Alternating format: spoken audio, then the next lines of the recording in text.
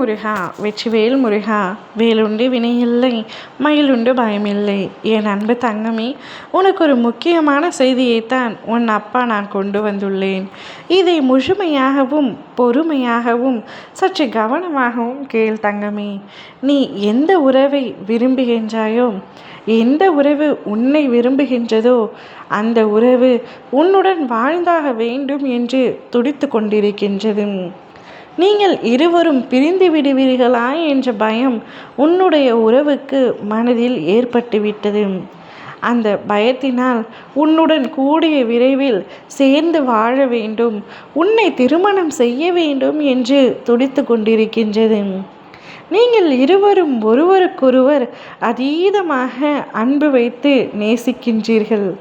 இந்த நேசம் உங்களுக்கு புரிந்த அளவிற்கு உங்கள் இரு வீட்டாருக்கும் புரிவதில்லை.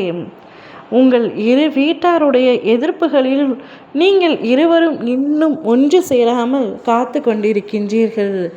அனைவரும் சம்மதத்துடன் தான் திருமணம் நடக்க வேண்டும் என்று எண்ணி உங்களுடைய உறவை சற்று தள்ளி வைத்துள்ளீர்கள்.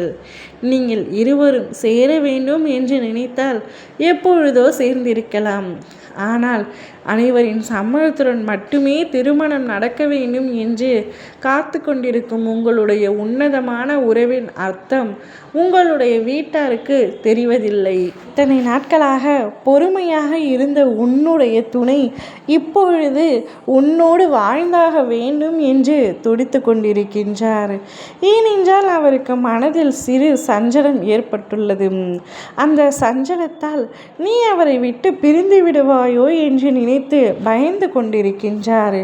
எனவே அவரே இப்பொழுது உன்னை தேடி வந்து உன் வீட்டிற்கு வந்து உண்மையை உடைத்து கூறி உன்னை திருமணம் செய்து கொள்ள வேண்டும் என்று எடுத்துரைக்கப் போகின்றார். அவர் இப்பொழுது சமாதான பேச்சுக்கு வரவில்லை என்பது மட்டும் புரிந்து கொள் தங்கமே. இதை உன்னிடம் எதற்காக இப்பொழுது கூறுகிறேன் என்றால், நீ அனைத்திற்கும் தயாராக இருக்க வேண்டும் என்பதற்காக மட்டுமே உனக்கு முன்கூட்டியே எச்சரிக்கின்றேன். உன்னுடைய துணை உனக்காக இத்தனை வருடங்கள் பொறுமையாக காத்திருந்தார். ஆனால் இப்பொழுது பொறுமை இழந்து விட்டார்.